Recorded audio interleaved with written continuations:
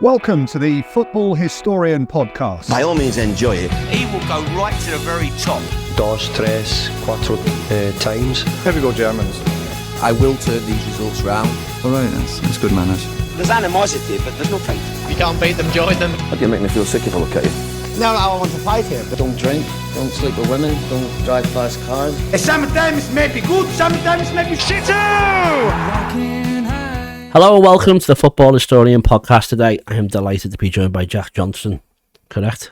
Jake Johnston. Oh, God. I saw that, because you're Jack and Jake. That killed me, that. I was like, I trust that, not myself. Sorry, mate. Sorry.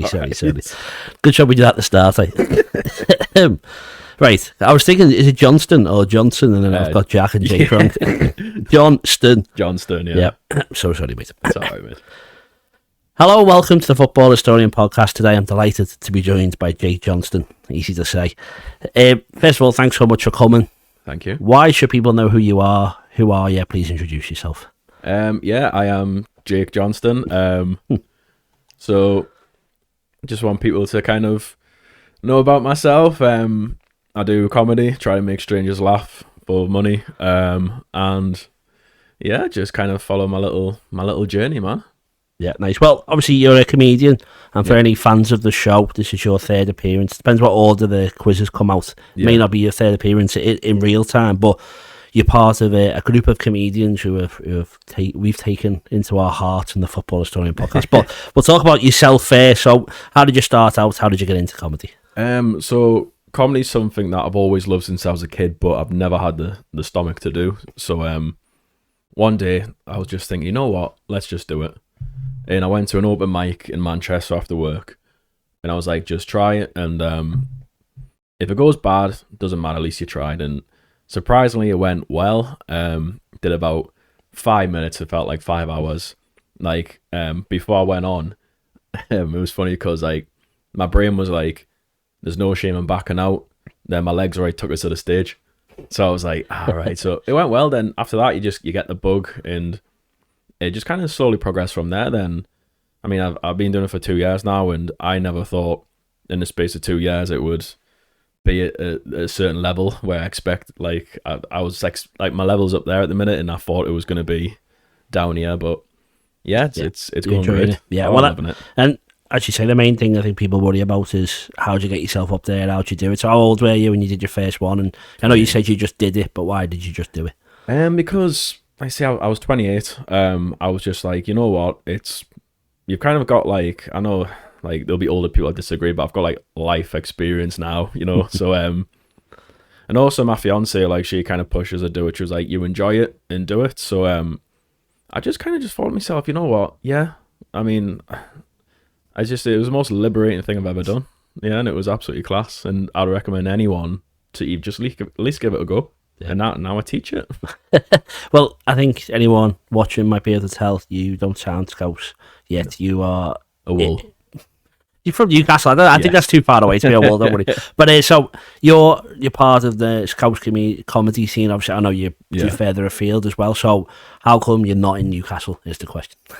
I haven't lived in Newcastle since I was 16. So I moved to Yorkshire, a place called Haworth, with my dad.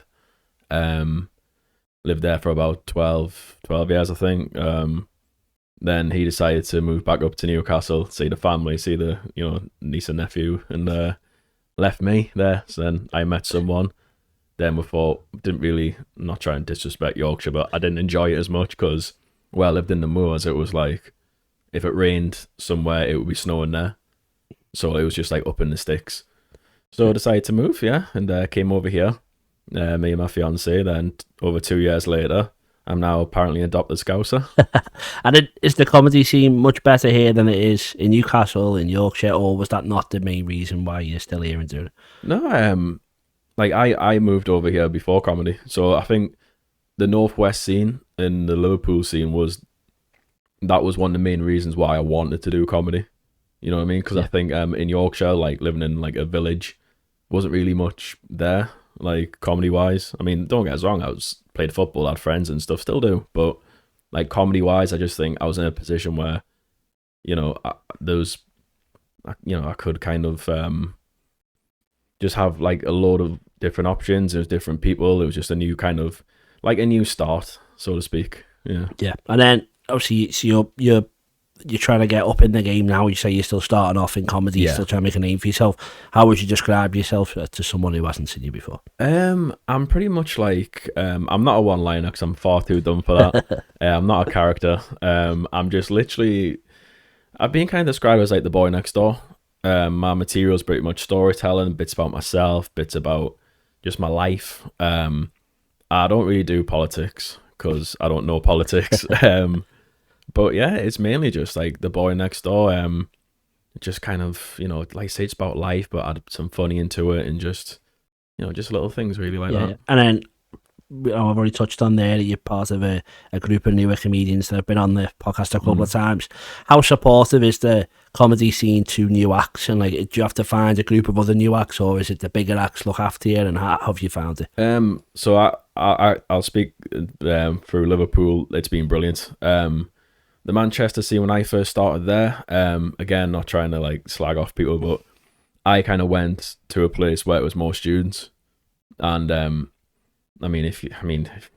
you can tell, I'm not a student. I've never been a student, and I just think I went to Liverpool, tried it there, and it was just brilliant. Like Liverpool and Newcastle, we are very similar. We're similar people. We're kind of, similar kind of styles, and went there. It was just kind of like the city and the comedians like kind of like put the arm around us and just kind of helped us, and they're honestly such a nice bunch. Like everyone helps each other, everyone wants each other to strive, and even like the comedians who I say higher up, like they do really help you and want you to get to the level, because we're all like, with comedy we're all different. None of us would have met like the lads who are on here.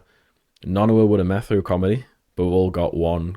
So none of us would have met if it wasn't for comedy. We just all got one common interest, and that's what's brought everyone together. And like we're all kind of like comedy brings weird and wonderful, and it's honestly wonderful. Yeah, and then I've watched a few of the stuff, bits that you put on your social media, and then I saw that there was a Warrington gig that you mentioned where there's no microphone.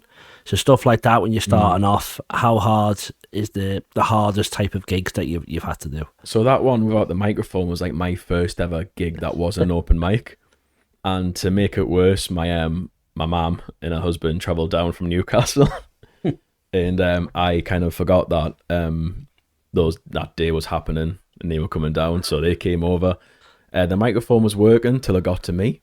Oh, nice. Then it stopped working. I was like, do you only just want everyone to swallow you up? And it was for a charity event. It was in Warrington, and but yeah, that went well. You just can't kind of like improvise and just apply yourself. I think it was Tom Stade who said, "Learn to be funny before you learn to write material." So that's what I kind of did. Just had to. So what are you doing? Are you shouting? Or yeah, I was shouting, and because it was a charity event, I remember some woman's phone ringing. I was like, if this isn't hard enough.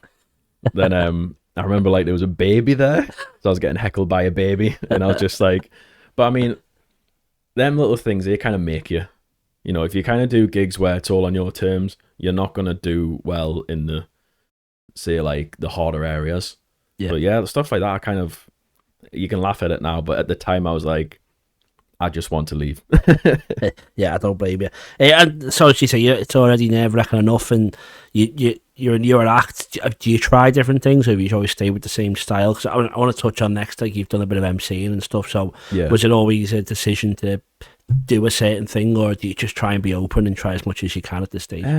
So with myself, everyone's different, but with myself, it's just kind of like, say the first year and a half, or you kind of you're just trying to build your material for as long as possible. So, people start with 5 minutes, then goes to 10, 15, and just finally tune it. But yeah, when I do say like MC work, or like, I think it makes you a better comic because you're kind of more on the ball.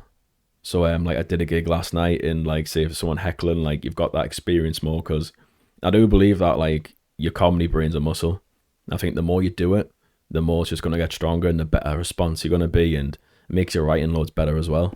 Yeah. Well, it must be so difficult to get yourself up there and at the start. And we had Rob Thomas on who came and he said his advice to new comedians is don't tell anyone you're doing it. And obviously, he said there that your mum or whatever came and saw you one of your first gigs. Is it were you nervous and telling people, thinking at what stage you go to like your auntie's birthday and you sat in the kitchen and you start saying, I'm doing comedy? Is it straight away, or do you want to be good before you say it? Well, I remember like telling people, so the first person I told was my fiance, and I was like, I want to give it a go. And she went, absolutely. It's something you want to do. Like, I fully support it. I remember going up to Newcastle to see the family. I just told them, like, it was just literally just like rolling off the tongue. I went, I'm just going to try it. And the response I got wasn't the best. It was literally just like, oh, you're joking. I was like, well, yeah, that's the idea. But they were just like, I don't know, kind of like, thought, oh, it's just one of these daft ideas. So, but if anything, that kind of spurred us on to be like, you know what, I'm going to prove you wrong. Yeah. So, but yeah, Rob is correct. Don't tell people. But that was my mistake. I told everyone. Yeah. Which I shouldn't have done.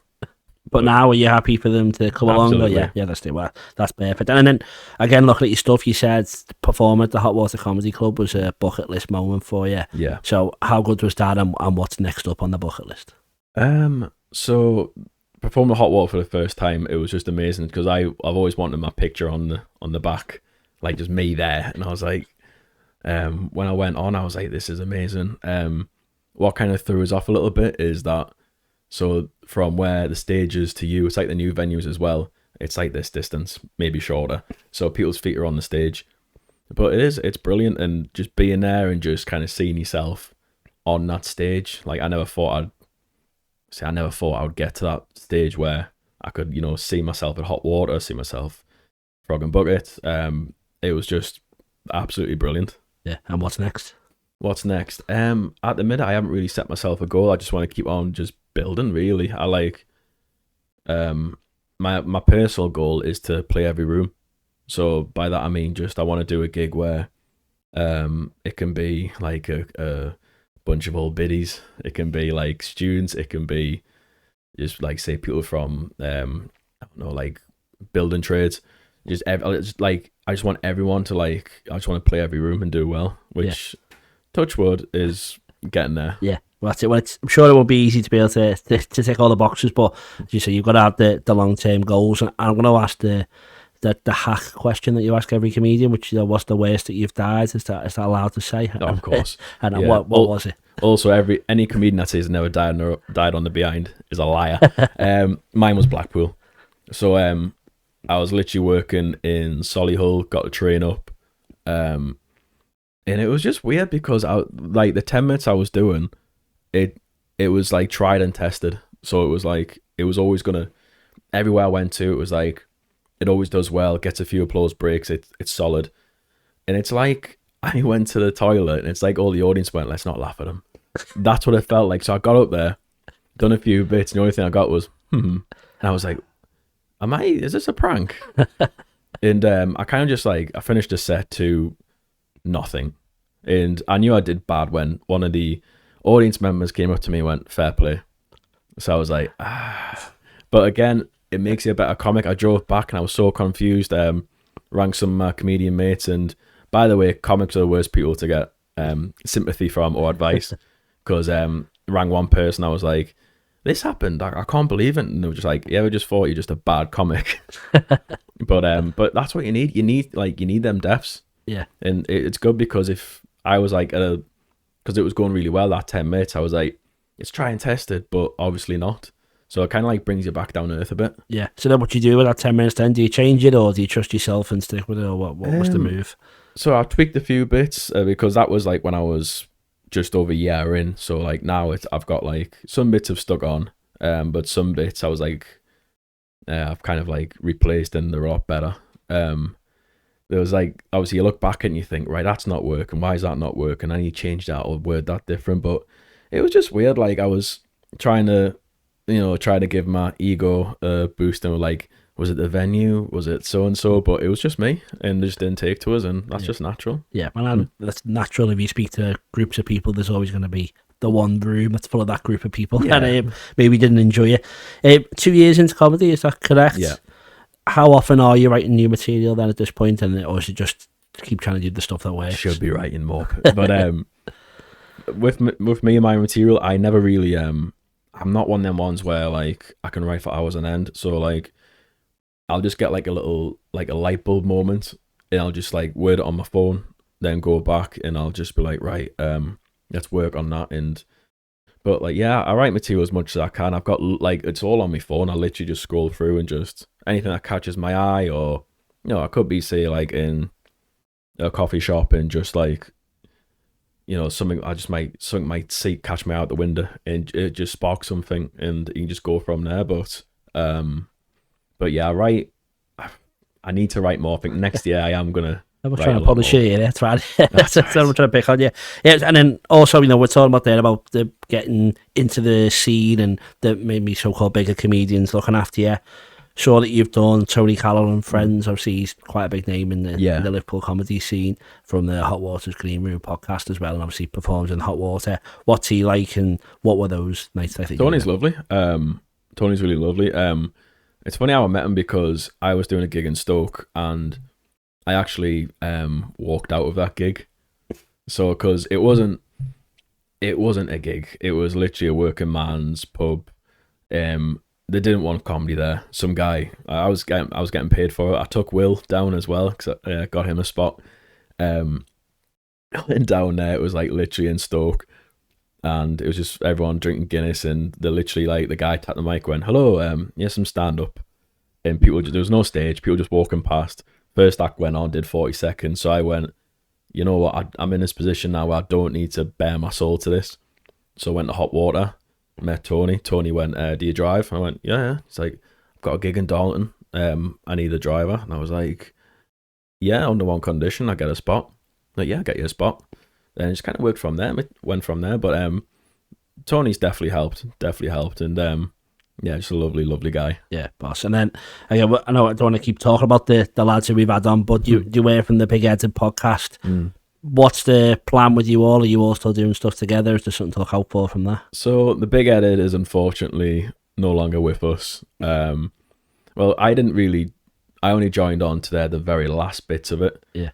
But there is a reason, so stay tuned. Because I think Will Smith, former guest, yeah, he credited you for maybe being one of the more responsible, organised members of the group. So, would you take that credit for that? Yeah, probably. I'm probably the dad of them. Yeah. So, yeah. So obviously for comedians, podcasts are quite big. Is that a deliberate move? You want to get into that, and how big is the podcast scene, do you reckon, for comedians now?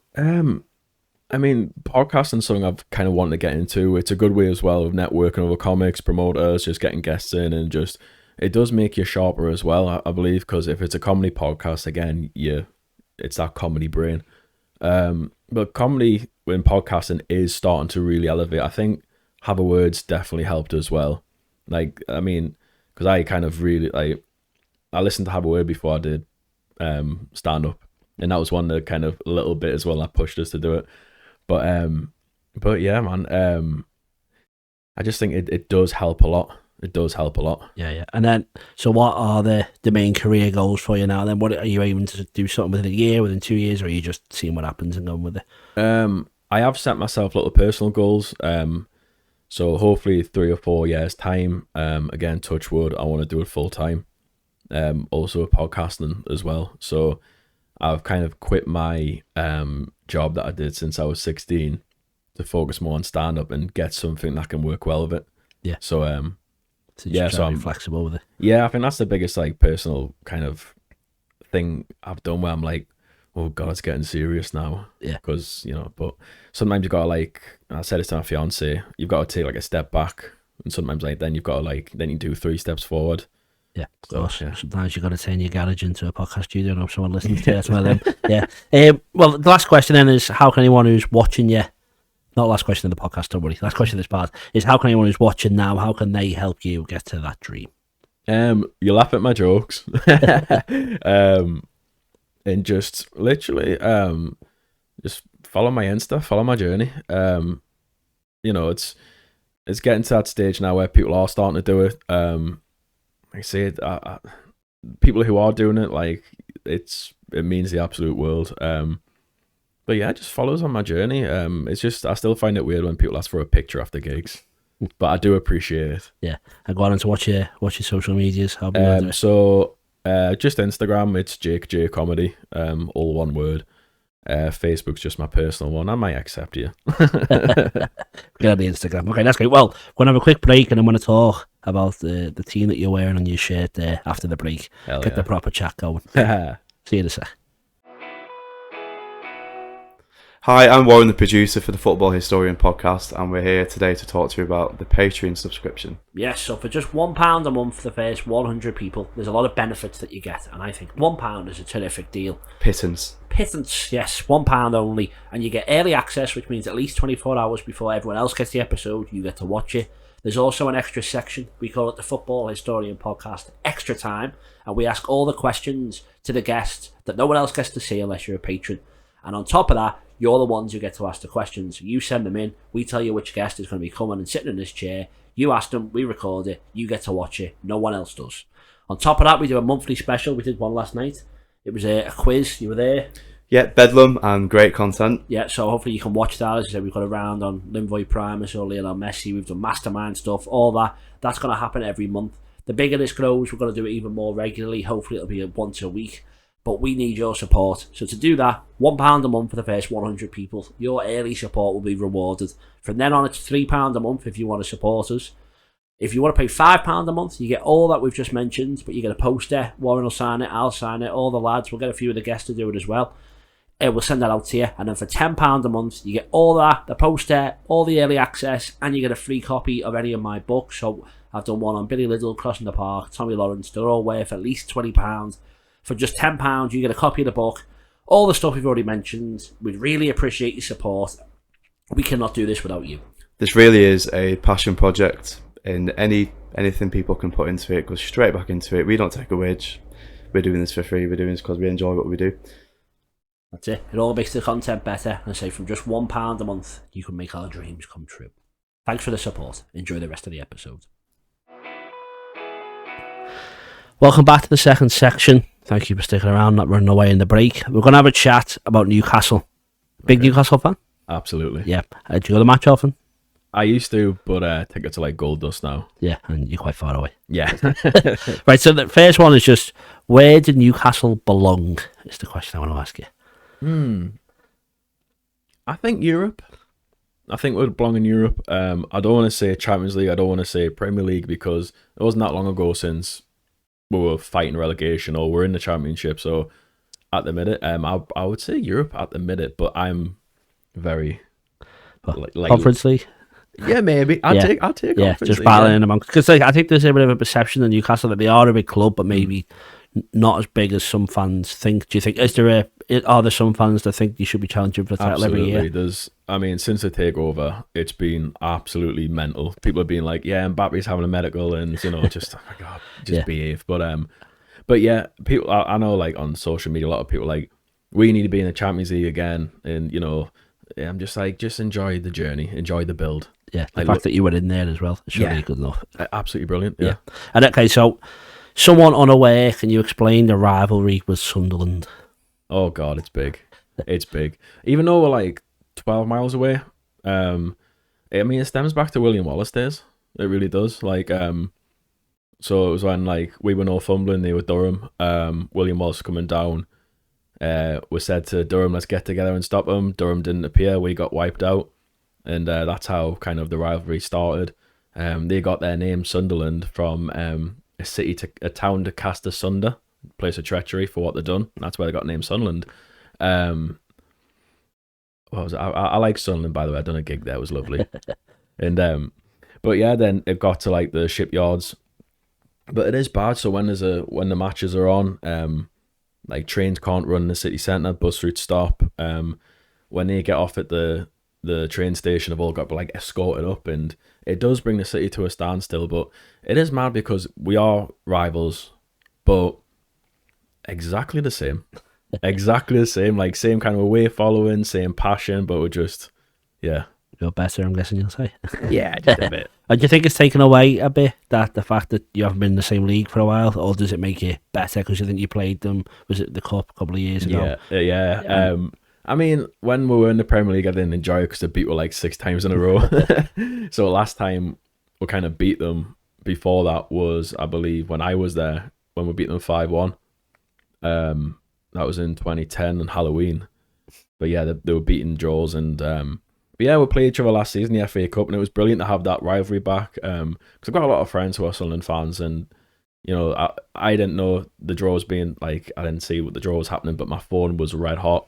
You know, like friends from Sunderland saying, "Let's have you Geordie, so and so," and but no, it was brilliant. The build up was even better because I don't know if you know what they actually did to the away stand. Oh, I think, yeah, go on. I think I remember seeing it now you're saying it, but go on. So, because they allocated Newcastle with nearly the full stand, they made us feel a lot more welcome by putting "How are the lads," but like kind of scribbling out and saying like Eddie Howe, like "How are the lads," and putting Newcastle stuff all over.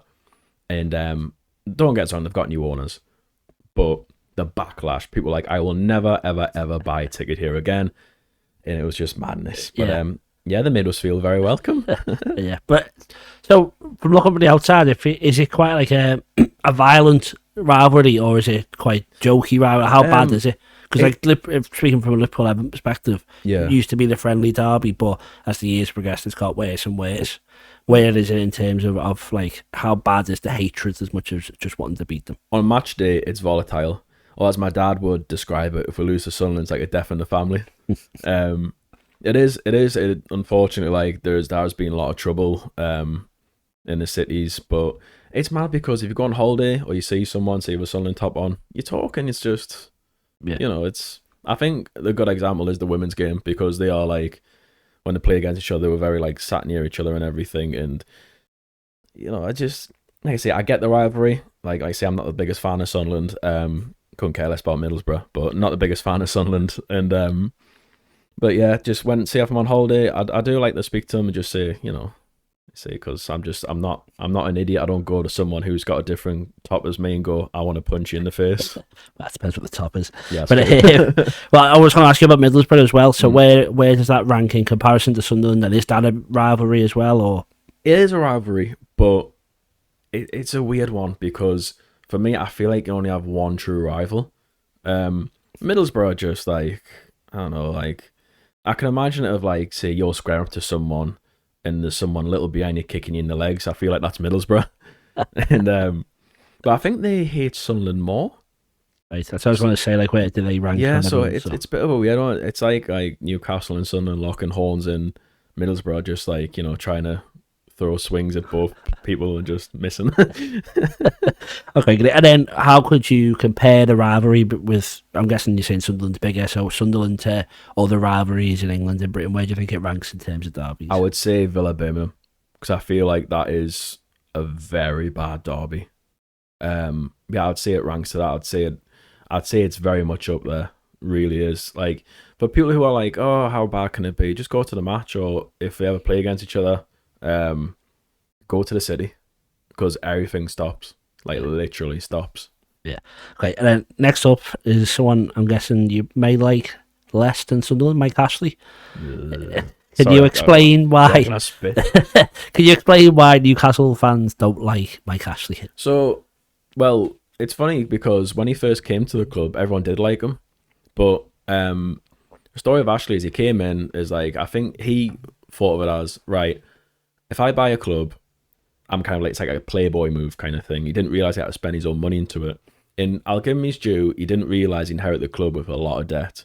But anyways, before, like when he first came to the club, like he was going to nightclubs, like buying everyone beers. He got kicked out of, I think it was Sunderland or Middlesbrough's corporate box because he went in with a full Newcastle kit. Like, and there's a picture of him getting escorted out in his full kit. And there's ones where he like sit in the away stands and like buy everyone beers and stuff. And I think he just realised that, you know, I've got to put money into this. Then he kind of like just saw it as, I'll just brand Sports Direct everywhere. Then they brought in Kevin Keegan. We were like, wow, this guy's great. Then he brought in Dennis Wise, brought in Joe Kinnear. And we're like, what is going on? Then he just didn't want to put money into it. And he just kind of like left it to rot. So when the new owners came in, the first thing they did was clean the windows because they haven't been cleaning for in 14 years. Wow. So he just rotted the club pretty much. He just didn't care about it. Yeah, and then you've already mentioned them there, the new owners. What how important was that? Because it felt like the Mike Ashley thing, it felt like he must be leaving soon for about 15 years. It felt like he was on the cusp of leaving, never happened. And as you say, things seem to get quite volatile and championship, whatever. New owners come in. How important was that to the city as a whole? It is United the city. So, well, when you used to go to a Newcastle match when it was Mike Ashley, it was, you could feel the anger, you could feel the frustration, like get out of our club and obviously not repeat the rest.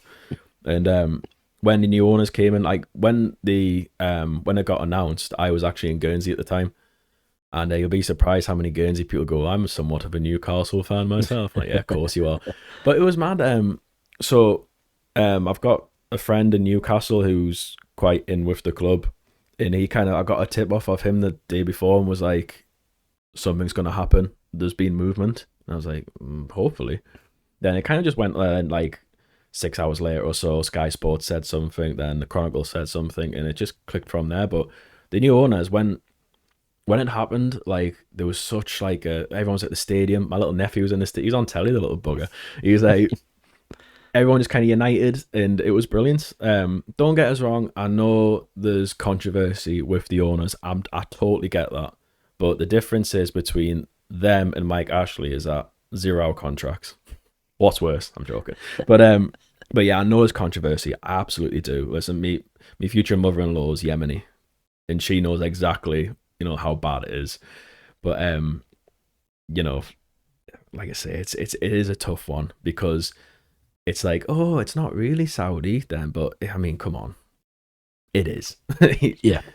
Well, that was my next question as well. Like, how much do you think that should come into a football fan's mind? Obviously, the decision's made with no say of any football fan. Like, Liverpool fans had a similar one, and it tore the fan base in half, with people saying, you want any money to make you more competitive. If you want to win the league, you need more money. But then other people saying you want the morally right people for the history of the club. And I'm sure, as you said there, Liverpool and Newcastle are very similar ethos in terms of city. So how much of an involvement do you think fans should have in those type of things? I feel like they should, because it's their club. Like, so, say owners and managers and players come and go, but the fans always stay. So I feel like they should have some form of a saying, because whatever happens, they have to live with it, and they'll still, we could get bought by Timmy Mallet. You know what I mean? We'll still support and follow home and away, but I do feel like it is crucial for fans to have some form of a say. Not all the say, but some form to say, like, well, hang on, like, let's have it out. Let's have it right. Yeah. Well, and then I'll ask you the hard question. Then, are they the right people to own your club? So if you asked me that last season when it was Staveley, Manor Staveley was there, and when everyone didn't kind of leave, I would say yes. But at the minute, I don't know what's happening with them, because they've got a new director. Apparently, he's awful. But I mean, again, it's bad. It's less than what we had, and it's a lot better than what we had a while ago. Yeah. But yeah, I would probably say the right ones for the club. Yeah, good. That's fine. I'm not trying to put you in a bad position. Just asking. Just as from speaking to a Newcastle fan, you don't get to do it too often. That's all.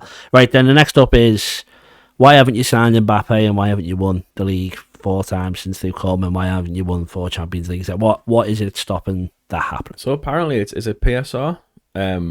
So I think what's happening is our owners have kind of took a back seat and went just monitoring what's happening with Man City. Even Chelsea, I don't think Chelsea are going to be like, something's going to have to happen to them, surely. Yeah. The amount they've spent, something's got to happen. But I feel like Amanda Staveley was very much like, we are going to literally comply with all the rules. So they could probably overspend, but they'll just get their arse bit with like all these like sanctions, point reductions. So it's literally just, I mean, one side kind of says with PSR, oh, they're just keeping you in your place. The other side is kind of, it is fair. I can kind of see both sides. Yeah. You know what I mean? I think it's yourselves, Everton and Aston Villa, probably Tottenham maybe a little bit, but they're the ones that just want to spend money. But yeah. I think they're the ones to have the most grounds to feel like you could compete with the top clubs in the country, but you're not allowed to do so. So there must be some frustration for many people that you're not allowed to go and buy Mbappe and do that. That's why they want to try to like expand the stadium, and they try and like get all these different sponsorship deals in just to try and generate money. Because before Adidas, when it was Castor, like I think the club were getting 5 million a season, And even Castor apparently came out and were like we feel like we're robbing the club. So they just need to generate money, but because the previous owners were such a skeleton squad, there was literally no team. They literally just got the worst deals possible and just like, yeah, that'll do. I mean, Wonga. Yeah, very good, very good. Right, so to moving on then, just the last touch on maybe the financial side is this summer, Anthony Gordon nearly had to get sold to balance the books. Yeah. Is that another bad sign of PSR maybe not working, or do you think that's what should have to happen in order to balance your books? It is tough because with my Newcastle hat on, I would be like, yeah, it's absolutely bang out of order, but I need to do more research on it. They're saying in January, like, they can't spend. They're saying, we've got to sell players. They're on about getting rid of Kieran Trippier. They're on about getting rid of Longstaff. They're on about getting rid of Miggy. They're saying, we've got to spend to make. I'm just thinking, I love to get like a sheet of paper where it's dumbed down for me to like just explain the rules. Yeah. But yeah, I just feel like it's a bit, some part of it I'm thinking it's a bit unjust, this. Yeah, well, and then we say it there, you're now having to face moral questions about Saudi Arabia and become mathematicians in order just to support a football club there. You were so unhappy with Mike Ashley, but now it's going so well, but you have to know the current affairs of Saudi Arabia and how to be an accountant. So maybe that's not fair. So we'll talk about some maybe past things that you maybe you can have some more joy looking back. I'll start, I said joy, but I'm going to start with Steve Bruce. In that, I feel like he was not the most well-liked man amongst Newcastle supporters. Do you think that's fair, and why maybe, other than the bacon comment, do you think why he was that about twice a week now? I think with Bruce, it's, well, first of all, he used to manage Sunderland, so that was one. And two, we went from Rafa Benitez, who, you know, managed Madrid, won Champions League, but you know what he's like with Liverpool. So from that to go to Steve Bruce, it was such like an Ashley move. And don't get us wrong, if I'm Steve Bruce, I'm taking it. Of course, I'm taking the job. He's a local lad, but yeah, Steve Bruce, man, he was just he had his kiss of death when he signed on that dotted line. But he's at Blackpool now. He's doing all right. Yeah. But I did feel for him in a sense, because like I say, the abuse he got was just bang out of order. You know what I mean? But yeah, I just think with Bruce, it was, yeah, he knew that was his last big job. Yeah. So he's going to take it. I also heard that Eddie Howe is Steve Bruce with a Peloton. Do you think that's correct or not? I'd say Eddie Howe's closer to Jesus. What he's done to Joe Linton, Miggy, even Jacob Murphy. But yeah, I think Eddie Howe, it's a difficult one because last season I was like, yeah, he's massively overachieving, he's doing great, but this season I'm like, you're starting to get found out a bit. There's only so much Jason Tyndall can do on the sidelines, like, you know, doing cartwheels and all that stuff. But yeah, I think Eddie Howe this season's going to be interesting, really interesting, see if he sticks it or not. But if he does go, who replaces him? Yeah. And then maybe go back a bit further, one of the most famous instances in my mind, you probably disagree, is Kieran Dyer versus Lee Bowyer on the pitch. Okay, can you explain what that was for maybe someone unaware? So we were 3-0 down against Villa. That's the one where I think Steve Taylor did the sniper one. But yeah, apparently Kieran Dyer was shouting at Lee Bowyer, and Lee Bowyer and Kieran Dyer just had a massive dust up on the field, like full on. It was funny because I remember watching it, like you could see them like arguing, you could see Lee Bowyer just walking towards him. And I think it was Kieran Dyer, I can't remember. And you just saw like the whole stadium literally all went at the same time. What are you doing? And I remember like Shearer grabbing one, Gareth Barry grabbing the other. And yeah, it just had a massive dust up. It was just madness. And was there a side the Newcastle fans were on, or was it just you both wrong? You're both idiots, pretty much. Like what he's doing. Yeah. I mean, don't get us wrong. I like that you're passionate, but come on. Yeah. Come on. Can't be scrapping on the pitch. Yeah. Bobby Robson. How good was he? Legend. Absolute legend. Not just legend, but even out of football, like a gentleman. Absolute gentleman. Like there's stories where you could go up to Newcastle and see people have met him. Like my dad met him as well when they went on, I think it was 2001. They went to America for a pre-season tour. Like say, just an absolute gentleman. Like all round, just a good human. Yeah. And then I've got a few questions for you later that you prepared, which is your top 5 players. if they're in there, please don't mention them so you can save it for later. But like, is there a cult hero, someone at Newcastle who maybe isn't the best player, but someone maybe you can associate yourself with as a fan, or someone who for no reason whatsoever is just a bit of a mad player that you quite like to watch? A little bit, yeah. I think he's someone who you probably won't be able to think on the top of your head, but some fans will be like, "Oh yeah." So yeah, I think there's a rogue one in there. Is he coming up? Okay. Or you want to mention him now? Is he coming up in your top 5? Coming up my top okay, 5. that's fine. We'll save him then. Save that's fine. No, because there's always a few players that I think maybe they're not going to be in your top 5 most talented, but they're always close to your heart. Is there anyone there who wouldn't be, who you're not going to mention later, but you feel like deserves a match? I absolutely loved Shola Aniobi, just because the Macam Slayer. Loved him. I love Tiote, Colaccini, Cabai just missed out on my top 5. But there's some absolute battles. Cisse, like that half season he done, like he was very close as well. So there's a lot of like ones that I written down and had to scribble out and just thinking, let's think about it. But yeah, I could have named about 15. Yeah, well, that's always the good bit I think as well. And when you've got so many heroes from the past, Newcastle haven't won a trophy in a while. Sorry to rub it in. What would be the best trophy for you to win? And obviously, I'm sure you'd say the Premier League or something, but or maybe most realistic but best trophy for the city. First of all, sir, we have won the Cellar Cup at pre-season. Sorry, apologies. No, that's all right. I think probably a lot of Newcastle fans will agree. Any domestic, it could be the League Cup, FA, whatever it is, we just won a trophy. Yeah, absolutely. So for me, like any. And then how far off is that happening? I mean, we're very close against Man United for the League Cup, but I just had a feeling we weren't going to win it. I think it was lovely to kind of see we get there, but I just thought it's not our time. Plus, Man United were flying at the time. I think we're close. It'll be interesting this season because we've got the quarters against Brentford, even though they absolutely done a number on we last time. But it'll be interesting. I think this season, we'll come close. It'll be interesting because we've dipped in the league, but is that because of focus on the cup?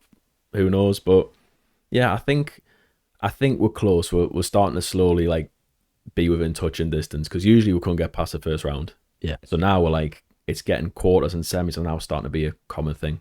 Yeah. And the opposite of this podcast was the future. So in 10 years' time, where would you like, or not like, obviously you'd like them to be top of everything, where do you positively think they could be in 10 years' time? I hope that we're kind of maybe top, I say it's wishful thinking, but top 6. I really do. There'll be some people watching this going, you're mad, but I feel like you just got to kind of, set the bar a bit high. But like anything can happen in 10 years. I mean, Man United could hopefully have a little dip because they are now, let's be honest. City, with everything that's going on with them. So you never know. But I think we're kind of, if everything goes well and everyone stays like united, like then I do think that we can like do well. I think I would say top 6. Yeah. And then finally, there's someone that you wanted to mention. I can just let you go away, or I can bring the name up. But Colin Locke. Yeah. There's a reason you asked me to talk about this. Yeah. So Colin, everyone in North East will know who Colin is. The only thing missing with Colin is a statue. Colin was someone who I knew since I was a kid. We met in Benidorm, believe it or not. His daughter Courtney was friends with my older sister, and he met my dad. So he was like, Colin was like a diehard Sunderland fan. Dad was a Newcastle fan, so it was like a weird Romeo and Juliet kind of thing. But yeah, he was like, he raised so much money for women's football when it first started. I think it was like 2010, maybe less. I'm not sure. He used to like say photograph all the games and stuff, promote it. There was times where he would do like fundraising for Newcastle women, Sunderland women, Middlesbrough women. Excuse me. And he did it for like, I think, well, up until earlier this year. He was just an absolute great guy, all around great human. So he kind of elevated women's football, united it, and got to a stage where kind of Newcastle women became now associated with the football club, because before that Mike Ashley kind of pushed them to the side where they didn't even have that to like get their own kits, like playing at a really like low standard because there's just no money into it. But now obviously they're doing brilliant, and Colin was there from the very bottom now to where they are now. And he did it all with also being unwell. I believe he had leukemia, and he was, from that, it was his passion, just kind of like elevating it. And unfortunately, he died this year. Like I say, his funeral was just Newcastle when we're there, Sunderland when we're there, Middlesbrough when we're there, and just he united the full North East. I know the clubs kind of pay tribute as well, like on their social medias. When the We Are Tying Women's Derby was on, he was on the screen at the top. But he did so much for women's football in North East, and I'd say the only thing missing from Colin's a statue. And like he was one of the nicest people you'll ever meet. Like, more about you, like he'd always ask about you first, and just an absolute legend. Like, everyone knew who he was, and yeah, like he's one of them ones where it's like it was an honor, like an absolute honor to have known him. Like for him, like it was an honor for like him to like for you to be like he's in your life. But yeah, he's left a huge hole in the North East. But yeah, for what he's done, like it was remarkable. Like, yes. Honestly, like I implore everyone to like just Google him. Just Google him, research what he's done, because honestly, the only thing missing with Colin is a statue. Yeah, do you think that could come? Is that something that people are going to be speaking for? Where would it be? Would it be the unifying factor of the North East? Where would you put it in? I'd put Colin on top of the Angel of the North. I really would. Like, I mean, it's mad because when he first started, like kind of promoting the game for the women's side, because he's a diehard Sunderland fan. So when we were younger, always Sunderland tops on and stuff. Then now he's in like a Newcastle tracksuit. So for me, that blew my mind. But there's a story that my dad insisted that I had to tell. So one night, him and Colin went out. So my dad wear Newcastle top, Colin wear Sunderland top, and like apparently the looks that they got was just mad. Like people were like, who's lost the bet here? But yeah, Colin was just like I say, an absolute gem of person. But it just kind of showed it where like Newcastle United, the women's, Sunderland, the women's, like all socials all pay tribute to him. You see on the big screens and everything. Like it just showed. Like, yeah. And he did that all in his own time. Like he literally committed it to it, and it was just doing that whilst unwell. It's just, yeah, guy's a legend. Yeah, that's it. Well, yeah, I implore people, like you say, to go and have a look at him, and yeah, hopefully there can be something done that his memory lives on in there. Like I say, like Colin's not here anymore, unfortunately, but he's not going anywhere. He never will. Yeah. He's going to outlive us all. Yeah, that's lovely. That's lovely. All right, okay. Well, that's our end of our chat about Newcastle. We're going to come back and talk about football history in a sec. So we'll see you in a couple of seconds. Welcome back to the next section of the Football Historian podcast. Sorry, Pete, I'm really sorry to interrupt you, but where'd you get that shirt from? Oh, this Latium number's just from Classic Football Shirts. Where'd you get yours from? Thank you. Mine's from Classic Football Shirts as well. Wow. Well, when I bought my shirt, I used the code TFH10 to get 10% off all orders. Did you use the same? I did. I used a discount code. I think it was the same as yours. Oh, TFH10. Oh, that's great, because if you want to get 10% off all your orders, you can use TFH10 at classicfootballshirts.com. Unbelievable deal. Hello, welcome to the third section. We're going to talk a bit more about football history now. So the first question is, what was the first game that you went to, or the first memory you've got of football? So apparently the first game I went to was at Liverpool when I was 3 years old. And my dad told us that apparently I just fell asleep. So that would have been 1997. It wouldn't be in the one where it was 4-3. My first memory, oh God. Actually, the only memory I've got is like, probably just like when I won that Yorkie competition, that was it. But yeah, I went to loads, but I think the one memory was probably, Arsenal. When we played Arsenal last game of the season. Which was? It was 2001. We beat them 4-2. Shearer scored a free kick and I won a year supply of Yorkies. Why did you win the year supply of Yorkies? So apparently they were doing like this is when Yorkies were just first coming out. They were like giving kids a sticker, like if you enter a competition, if you can win a year supply of Yorkies, like, yeah, okay. Anyways, half time. Someone goes to my dad and goes, your son's won the competition. My dad's like, yeah, whatever. Then they went, "Can your son go down on the pitch at half time at the players?" So literally, my dad was dragging us down the stairs, went on the pitch. Yeah, got like a picture done. And my name was announced on the announcement thing. Was in the paper. And yeah, when he has supply Yorkies, and they based it on 8 Yorkies a day. Wow. Yeah, so we were staying at my grandma and granddad's at the time, and poor kitchen cabinets could not take the weight. So we had about, I think it was like 26 boxes. Wow. So I think that's the main reason why my dad had diabetes. Get bored of them, or were they still a nice treat? Okay. God, yeah. Like every meal was like, my sister used to make fairy cakes. Every packed lunch was like 5 Yorkies. Like, is Jay coming out? No, can I have a Yorkie? Yeah, have a box. That's boss. Right, the next one then is, what's the best game? Was that the best game because you got Yorkies, or has there been a better Newcastle game for you?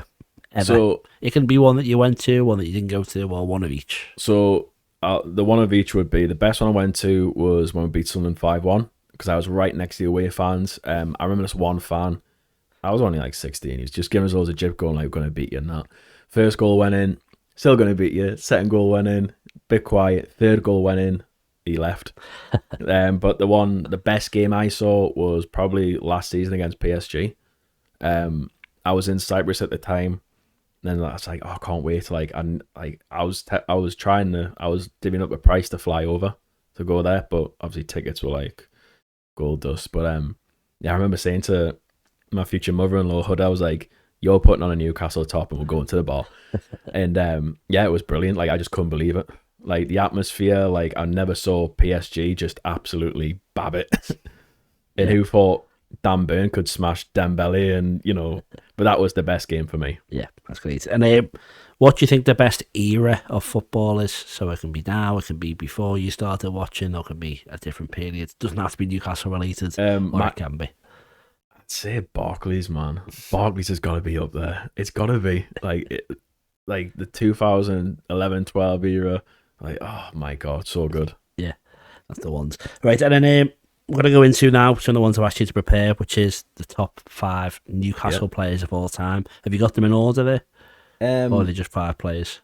Just 5 players. I haven't got them in order. Okay, I'd normally push for a 5-1 if possible, but at the very minimum, we need another 1 winner. Oh, Shearer. Yeah. Okay, 5-1. Please ruin the surprise. But yeah, go on. I think everyone would have guessed that. But go on, yeah, start with him and then give us the rest of them. Yeah, so it goes Alan Shearer, Shea Given, Ben Arthur, Bruno, and I was stuck between 2, but the one I went for was Laurent Robert. That was my rogue one. It was going to be Nobby Solano, but I crossed him out. I thought Robert, because he just binned them for fun.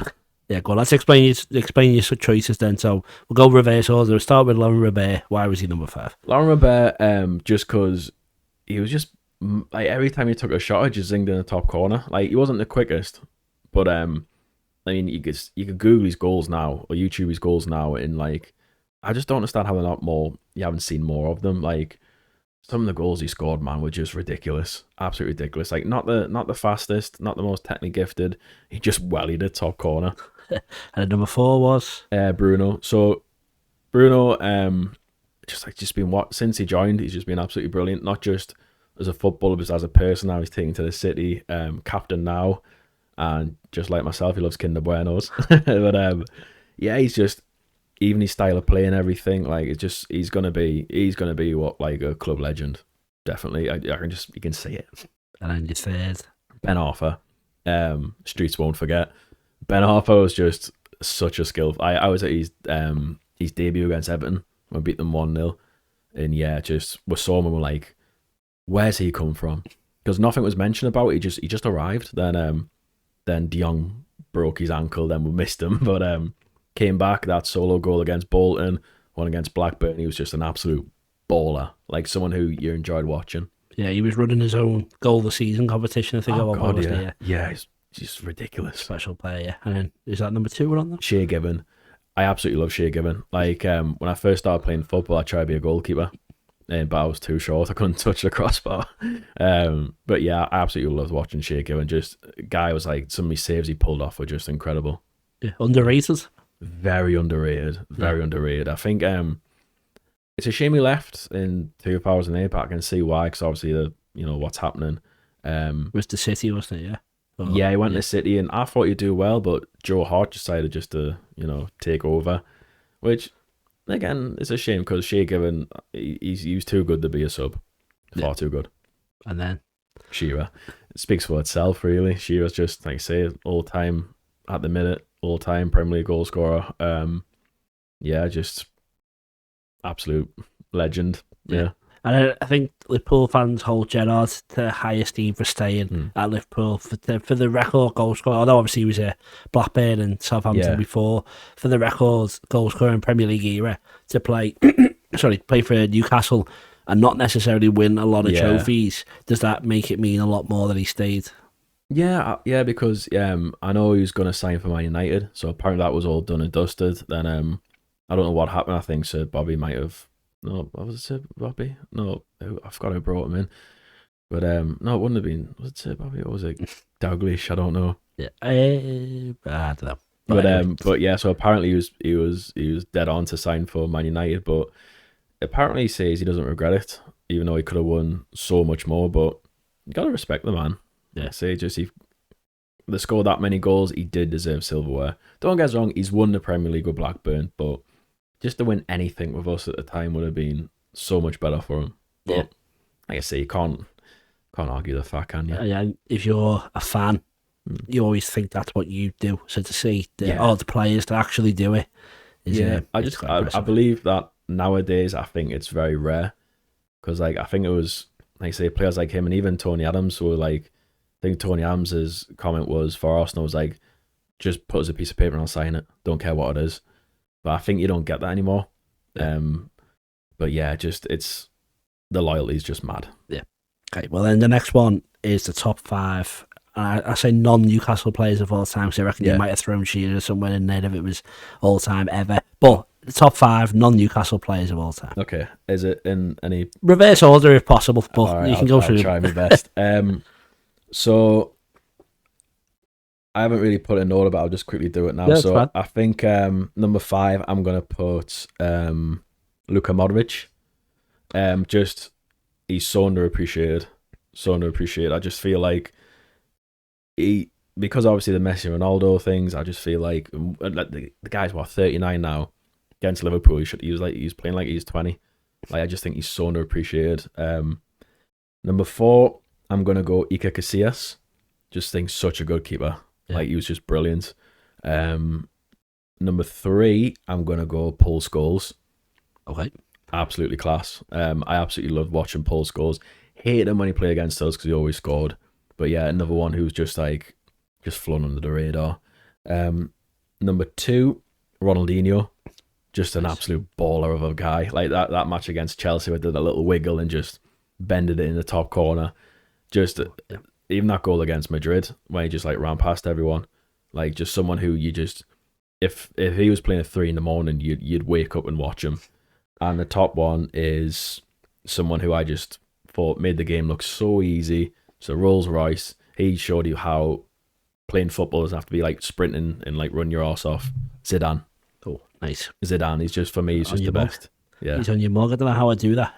I think the amount of times I accidentally get the favourite player ever on someone's mug. Oh, yeah. So why is he the best then? Why is he better than anyone else? He just made the game look easy. Like, he's one of them players where if he was playing in today's game, say he's at his average age, he'd still smash it. Like, he's just someone who's just meant, like, say, it's a shame the World Cup final because he's always remembered for that. But yeah, just watching him, he was just literally, he was like a luxury player.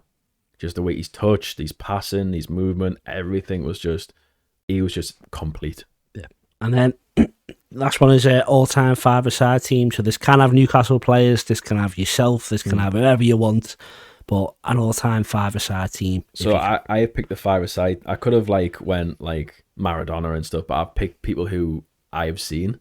Yeah, okay. So obviously goal, Iker Casillas. Be weird if I didn't pick him. So I went for Maldini, Kaka, Zidane, and I was stuck between 2 people here, but I chose Aguero in the end. And plan B was going to be Dimitar Berbatov just because it's five-a-side. So I thought, what players would be great at like small passing? Yeah. Well, I normally allow a super sub, so who's on the bench, Berbatov? Or would you bring Aguero on to change the game? Oh, you know what? That's a good question. I'd probably stick Berber on the bench. Yeah. Okay, come on, kill it. Come on, waste the time at the end. Yeah. All right, great. Well, let's go to our final break, and then we're going to settle some of the biggest debates in football history. So we'll see you in a sec. Are you looking for a Kazakhstani football team to support? Then I think FC Kemay is a team you should support. Do you agree? Growing up as a child, I always had FC Kemay posters on my bedroom wall. Well, and all the children of the Kazakhstani future will have FC Kemay posters on their wall because FC Kemay is the team to support, and because of that, Tom has made us a chant that we're all going to follow. So, up the Kemay, up the Kemay, up the Kemay. Make sure you follow them on all the social medias, all the posts, and all the things you should follow will appear below us and right here. You should be a supporter of FC Kemay. Live, laugh, Kemay. The debate. Welcome to the debate, the final section. Let's settle the biggest debates in football history. And the first one, who I think I know what to say. I think I know what you might say from what you've already given me. Gerrard, Lampard, Scholes, and in which order? Oh, obviously I'm going to have to go with Scholes because if not, it'll just be weird. I'm going to say, after that, I'm going to say Gerrard. Not just because I hang around Scousers, but I just think Gerrard was just class. Then Lampard. And why is Scholes better than the two of them? Scholes was just... Gerrard could smash people, he's more defensive. Lampard, I'd say, can be more attacking. Scholes had both. Like, Scholes was just, like I say, just an all-rounder. But I'm not comparing to Zidane, but like he's kind of... I'm not saying the play style was the same, but Scholes just had everything. Really did. Yeah. And I'll only say this because Gerrard's miles ahead, but Gerrard's miles ahead because I'm a Liverpool fan and a lot of people from here put on. But the argument for Gerrard is that he could do what the other two could, but they couldn't do what he could. So if you put Paul Scholes in the Istanbul team, do they win? Vice versa. I'm just presenting you that argument. Do you have a comeback as to why Scholes is better? Or don't get us wrong, he was in a good Man United team, but I feel like if he was still in the England squads, I feel like they would have done a lot better. He was just that extra bit. Don't get us wrong, I think, like I say, no disrespect to Gerrard, I think Gerrard is absolutely class. I love Gerrard. But yeah, I always used to enjoy watching Scholes. Like, he just stand out for me. Yeah, that's fine. Don't worry. I just thought I'd present the thing that people may say. Next up is Pele or Maradona. Maradona. Maradona didn't lie about how many goals he scored. I mean, I say everyone always says hand to God, but my God, guy was a baller. Like, look at these warm-ups, for example. Now that one, was it Napoli? Where he's like, shoes untied, and he's just like whacking the ball like 20 foot in the air. It's just like, it looks like his boots made of Velcro. Like, he was just such a baller. Yeah. But yeah, it's got to be Maradona. Yeah, he's quite good. They're both good. There's no wrong answer in all these. Yeah. That's the good thing. Next one is Messi or Ronaldo. Oh, that is a tough one. I'm gonna go Messi.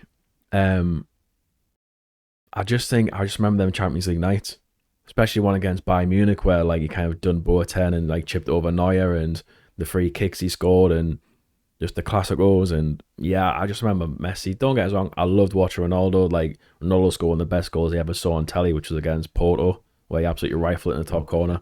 But yeah, Messi was just that little bit more. Yeah, and then if they are the best two players of the last 10, 15 years, who would you place behind them in third? So I've already mentioned him, but Luka Modric. Yep. I just think he's going to be someone who, in the future, you're going to be like, we didn't realise how good he was. But again, Messi and Ronaldo, like, they're in a different stratosphere, you know what I mean? Yeah. Well, I always said, I think Modric is the best opposition player I've seen live when he was played. He was against John Joe Shelby, so maybe that takes a few marks away, but he still stood out in that game. He's a very good player. Goalkeepers, we've got Buffon, Casillas and Neuer. Again, I think I know who you're going to put on top, but can you put them in order for me? Casillas, just because I absolutely loved watching him. Buffon, because, I mean, Buffon's like that close off Casillas for me. Buffon was just quality, just like a luxury player. And just Neuer, because he's just a nutter. I just can't believe it. Was it last week where he got his first ever red card? Is that true? Yeah, he got his first ever red card. But I like watching Neuer because he reminds me of the monk off the machine. He just comes running out and just heads it on the halfway line. Yeah, okay, that's good. That's good. Next one, I'm interested to know your take on it. Is would you rather be captain to win the league with Newcastle or captain to win the World Cup with England? Newcastle. And it's club versus country. Is that in Newcastle? Would you say that everyone would be on the side of club over country, or is it not as much of a thing? I would say probably more club over country. I don't really follow England as much anymore ever since the Euro finals. I'm just a bit they just ruined it. But also me living in Liverpool as well. It's kind of That's it. I'm just interested in other perceptions. And I was say within the city, it's very one over the other. It is an interesting one because they are a lot of Newcastle fans are quite loyal to England still, obviously. But yeah, I just think a lot of them would probably pick would pick club. Yeah, I think. Yeah, but that's fine. I'll ask you what you thought. That's right. 3 left. One of them is who's the most overrated player ever. So I got 2 here. Yep. The first one was Radamel Falcao. Just because I think, he was good at Atletico, but he was terrible at Chelsea and Man U, and now he's at Rayo Vallecano or something. I just think he had a few. Don't get us wrong, he is a baller, but I just think he was overrated. Second one was Sebastian Veron. Good choice. Yeah, I just think he was just overrated. I don't know how many. He must have been good for, was it Lazio? Then he just kind of came over here and it was just awful. Yeah. Living up to the price tag's not always easy. Yeah. Right, 2 left then, and then we've got the greatest manager of all time. Who would you say that is? Ooh, the greatest manager. As much as I didn't like him, it's got to be Fergie. Or even Wenger. Wenger, because he kind of changed the game of Arsenal, got rid of the drinking culture, he kind of brought in sports science. Fergie, because, don't get us wrong, it didn't start great with him. I mean, he nearly got sacked. But at the minute, people would probably say Pep as well, but I just think Pep hasn't really managed lower than top of the league. That makes sense. So he is at the moment. Yeah, that's true. Haha. But yeah, I'll probably say Fergie. Yeah, it's pains to say it. And then the last one is who is the greatest football team of all time. So this can be for the game, for the week, for the season, for the tournament, whatever. Is that what you've prepared, or? Yeah, I've kind of made a 11. Okay, well, we'll do one of each then. Cause I feel like I need to make that clearer because Bradley ordered this as well. So the best team ever, which can be, say, we've had shouts for Brazil 1970, stuff like that. Barcelona 2011. Watching them against Man United on the Champions League final. Iniesta, Xavi, Villa, Messi, Puyol, Piqué, just Alves, just absolute ballers. Yeah. They started good fast football. Okay, and then have you got a 1 to 11, the best team ever? I have, yeah. So this is happy with that one. So this is who I've kind of watched and admired. So obviously, the keeper is Neuer. I'm joking. Casillas. So it goes Cafu, Ramos, Maldini, and Roberto Carlos in defence. Midfield is Messi, Zidane. I put Iniesta in this because of Messi, and Ronaldinho. And my strikers are Ronaldo and original Ronaldo. Oh, okay. There's a double Ronaldo up top. Yeah, okay. Yeah. Nice. That's a good one. Right, well, that's the end of our chat. Thank you so much again for coming in. I really do appreciate it. All right. Anyone watching along at home, how did they reach you? What do you want them to do? Just kind of follow me on Instagram, again, Jake J Comedy. Please don't kind of send hate my way about the Gerrard. I love Gerrard. I absolutely love Gerrard. But yeah, just kind of follows on there. I usually just put my gigs on there. I'm gigging next week in Gloucestershire, but I think that's probably sold out. Then I'm back again next year. So yeah. Thank you so much. Thank you so much. It's the hat-trick appearance. I'm sure you'll be back for another quiz when we can test you. None of this comfortable stuff will put you under a bit more pressure. That was pressure. Well, thank you so much. I appreciate it, Jake. And thank you for watching at home. We'll see you next time on the Football Historian Podcast.